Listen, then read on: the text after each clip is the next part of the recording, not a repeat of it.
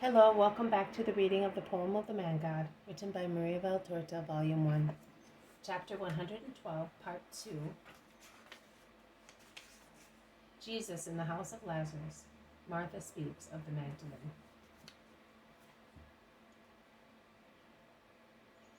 Jesus enters with the remaining four, and after kissing Lazarus, he introduces John, Philip, and Bartholomew, and then dismisses them and remains alone with Lazarus. They go towards the house. This time, under the beautiful porch, there is a woman. She is Martha. She is swarthy and tall, although not quite as tall as her sister, who is fair-haired and rosy. But she is a beautiful young woman with a balanced and well-shaped plump body, a little dark head, a smooth brown forehead. Her eyes are kind, mild, dark, long-shaped, and as soft as velvet between her dark eyelashes. Her nose is slightly turned down, and her small lips are very red against her dark cheeks. She smiles, showing strong, snow-white teeth. She is wearing a dark blue woolen dress with red and dark green galloons around the neck, and at the end of her wide, short sleeves, from which two other sleeves unfold, a very fine white linen, tied and pleated at the wrist by a little cord. A very fine white blouse shows also at the top of her breast, round the lower part of her neck, where it is held tightly by a cord. As a belt, she is wearing a scarf of blue, red, and green, of a fine cloth, which is tied round the upper part of her hips, and hangs down her left side in a tuft of fringes. A rich and chaste dress. I have a sister, master. Here she is, Martha. She is good and pious. She is the consolation and the honor of the family, and the joy of poor Lazarus.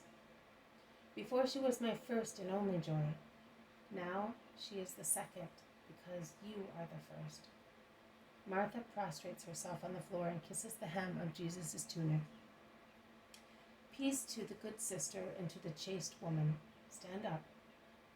Martha rises to her feet and goes into the house with Jesus and Lazarus. She then asks to leave to attend to the house. She is my peace, whispers Lazarus, and he looks at Jesus, an inquisitive look. But Jesus pretends he does not see it. Lazarus asks, and Jonah? He is dead. Dead? Then I got him when he was dying, but he died a free man and happy in my house at Nazareth, between me and my mother.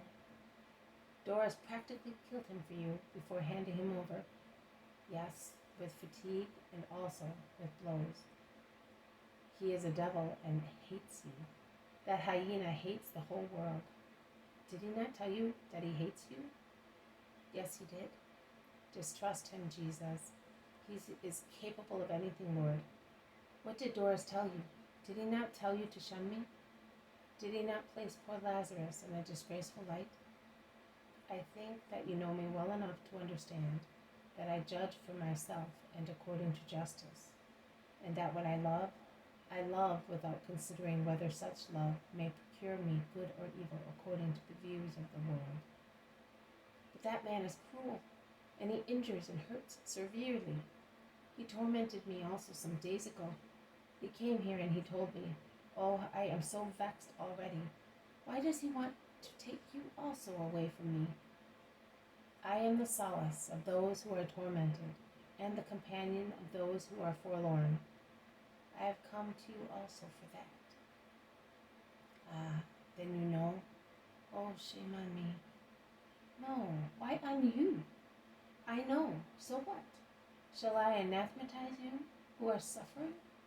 I am mercy, peace, forgiveness, love for everybody. And what shall I be for those who are innocent? The sin for which you suffer is not yours. Shall I be pitiless towards you if I feel pity also for her?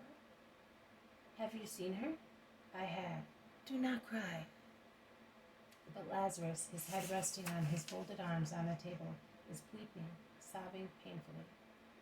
Martha appears at the door and looks in.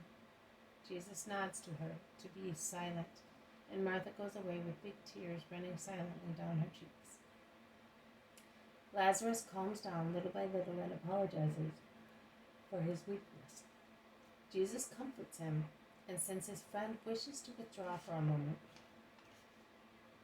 he goes out into the garden and walks among the flower beds, where some purple roses are still in bloom.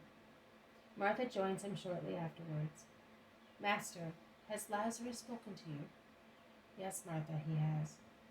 Lazarus cannot set his mind at rest, since he is aware that you know and that you have seen her. How does he know? First, that man who is with you and says he is your disciple, the young one, tall, swarthy, clean-shaven.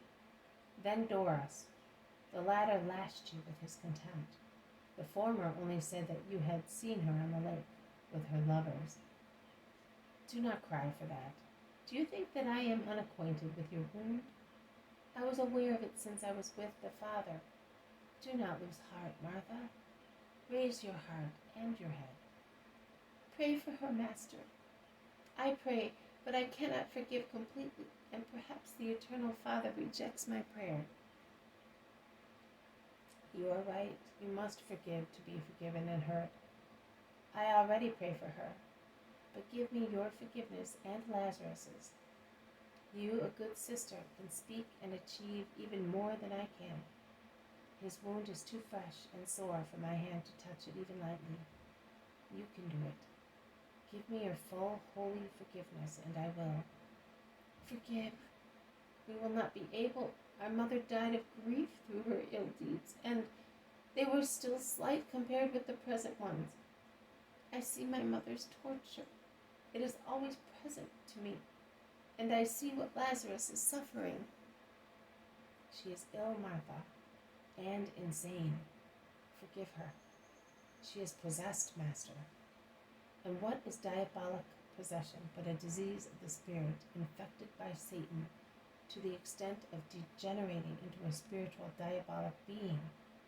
How can certain perversions in human beings be explained otherwise?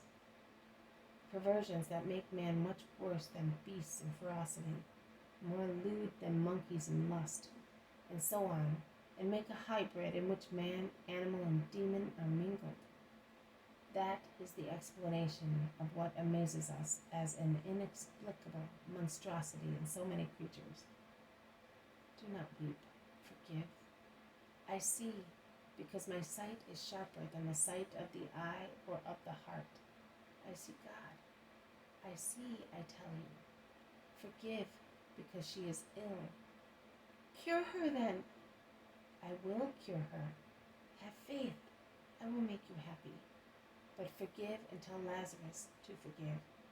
Forgive her. Love her. Be on familiar terms with her.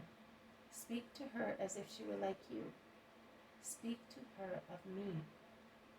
How do you expect her to understand you, the Holy One? She may not seem to understand, but my name, even by itself, is salvation. Get her to think of me and to mention my name. Oh, Satan runs away when a heart thinks of my name. Smile, Martha, at this hope. Look at this rose. The rain of the past days had spoiled it, but look, the sun today has opened it, and it is even more beautiful because the drops of rain on the petals adorn it with diamonds. Your house will be like that. Tears and sorrow now, and later, joy and glory. Go, tell Lazarus, while I, in the peace of your garden, will pray the Father for Mary and for you. It all ends thus.